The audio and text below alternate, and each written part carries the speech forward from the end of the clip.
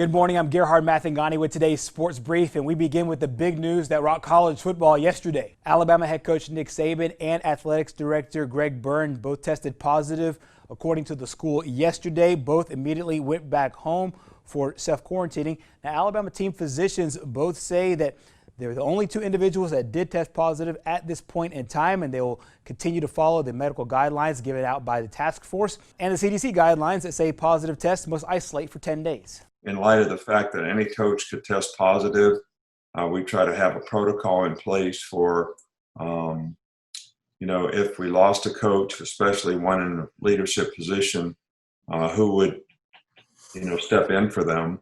Obviously, Sark has been a head coach before. I'm not sure exactly how this is going to play out in terms of when the game comes, whether I can have communication with people or not.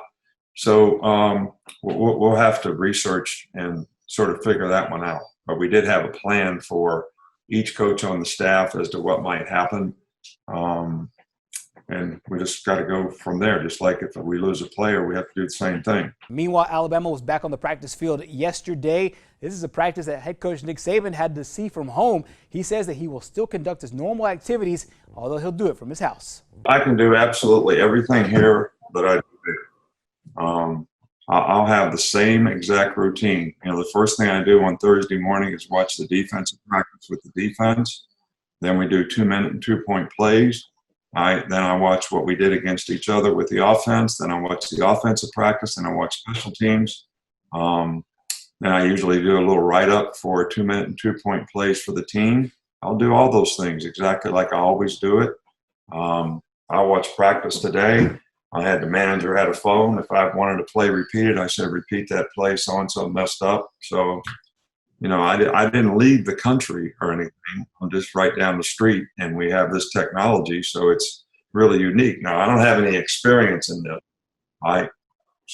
but we're going to do the best we can to keep everything normal as possible. Meanwhile, the COVID-19 storyline continued into high school football for another day.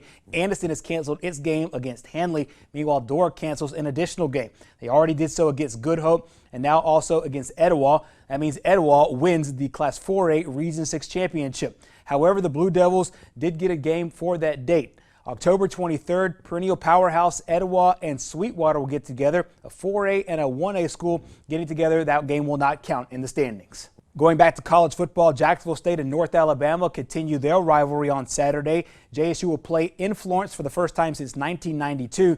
Now, this is the third of 4 games for JSU in the non-conference fall slate. Head coach John Gross says he's very, very happy to be able to have this game on the schedule. Well, I think it was big to hang on to the game, because it gives you a game that's, resonates with our fans and with the old rivalry, and just getting to play, because there's a point where we're one of the few FCS teams playing in the country. So it's big to be able to play this game, and getting to hang on to it in your schedule, I think, was huge. And then I think just moving up, I think they've handled the move up really well. I thought they had a good football team last year. I thought they did well moving up for a first year, and then you can tell an upgrade in length and speed on their football team and athleticism, this year just by watching them against Liberty. So I think they've done a really, really good job in recruiting and getting the right guys in. So I knew when they announced they were moving up, I knew that they would be a contender,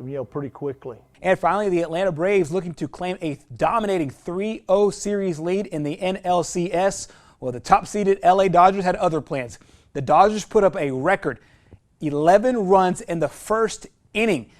That surge of offense was enough for their defense to hold tight the rest of the game. 15-2, your final score. The Dodgers get the win in Game 3. So the series now, Atlanta leads it 2-1. Game 4 of that series comes your way tonight. And that wraps up your sports brief. Our program continues next.